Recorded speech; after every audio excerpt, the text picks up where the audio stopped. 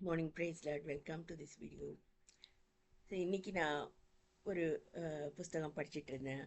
அதில் lessons from Sunday school அப்படின்னு ரெண்டு லெசன்ஸ் போட்டிருக்கேன்.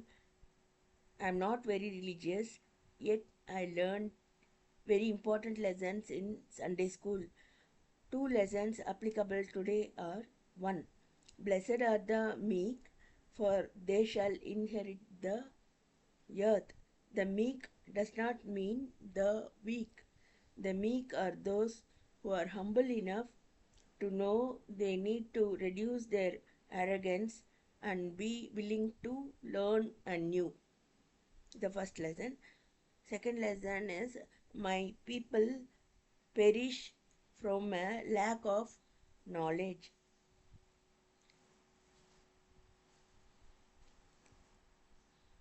The real financial crisis is a crisis of an educational system that is old, obsolete, and out of touch with the real world. The financial crisis will not go away until our schools inform students about the truths behind jobs, work, taxes, and investing. If we don't teach people about money, we will have many more people, a very good, well-educated, hard-working and honest people, but they will die angry at the rich and expecting the government to take care of them. It is time we set people free. Financial education can do this. And சொல்லிட்டு அதில் இருக்கு. So ஆவிக்குரிய கல்வி, financial education எல்லாம் ஒன்று தான். ஓசியா 4:6 பார்த்தீங்கன்னா, அது அந்த செகண்ட் லெசன் இதுலேருந்து தான் எடுக்கப்பட்டிருக்கு. என் ஜனங்கள் அறிவில்லாமையினால் சங்காரமாகிறார்கள் அப்படின்னு சொல்லிட்டு இருக்கு.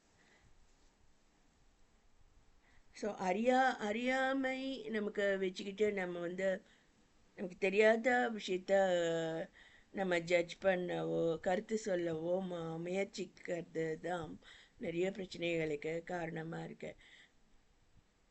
உதாரணத்துக்கு பார்த்தீங்கன்னா, நான் 5 years BE ஆனர்ஸ் முடிச்சுட்டு 1.5 years ME ப்ரோக்ராம் ஸ்டைபண்டட் கோர்ஸ். அதில் ஒரு 18,000 நான் ஸ்டைபண்ட் வாங்கினேன். முடிச்சுட்டு எனக்கு கவர்மெண்ட் ஜாபும் எனக்கு கொடுத்தாங்க. அப்படி இருக்கவல்ல பார்த்து ஸ்கூல்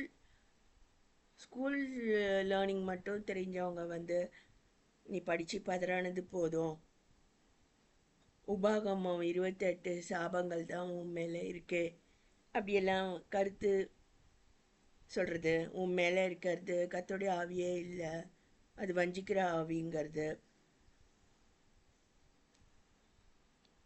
அது மாதிரிலாம் கருத்து சொல்ல முயற்சிக்கிறது அதான் அறிவில்லாமையினால் சங்காரமாகிற ஒரு நிலைமை தான். சரியாக கேட்கணும். யாராவது சொன்னாங்கன்னா கூட, கர்த்தரே சொன்னால் கூட ஏன் அப்படி சொன்னீங்கன்னு கேட்கணும். ஏன்னா பீலையாம் கதையில் அப்படி தான் வருது. கர்த்தரை விட்டு அவன் ஒரு தடவைக்கு 2 தடவை அவன் போய் கேட்குறான், போட்டுமான்னு. அவன் பண ஆசைனால அப்படி கேட்குறான்னு சொல்லிட்டு கர்த்தர் என்ன சொல்கிறாரு, நீ போ அப்படின்னு சொல்கிறாரு. ஆனால் வழியிலே தூதன் பட்டயத்தோட நிற்கிறான். அதுபோல் கர்த்தரே போன்னு சொன்னால் கூட நம்ம ஏன் அப்படின்ட்டு சரியானபடி கேட்குறவங்க தான் சரியானபடி எஜுகேட்டட் பீப்புள். நம்முடைய எஜுகேஷன் குறைவாக இருக்கும் போது நமக்கு தெரியாத விஷயங்களை கருத்து சொல்ல முயற்சிக்கிறது நம்முடைய அறியாமை இன்னொருத்தருக்கு நம்ம இடையூறாக இருக்கோம் அப்படின்னு கூட தெரியாமல் இருக்கக்கூடியது நிலைமை அப்படின்னு நான் நினைக்கிறேன். அதாவது எக்கானமி பற்றியே தெரியாதவங்க தேசத்தின் பொருளாதாரத்தை நிர்ணயிக்க நினைக்கிறது, அல்லது டயட்னா என்னென்னு தெரியாதவங்க ஃபுட் மினிஸ்டராக இருக்கிறது, அல்லது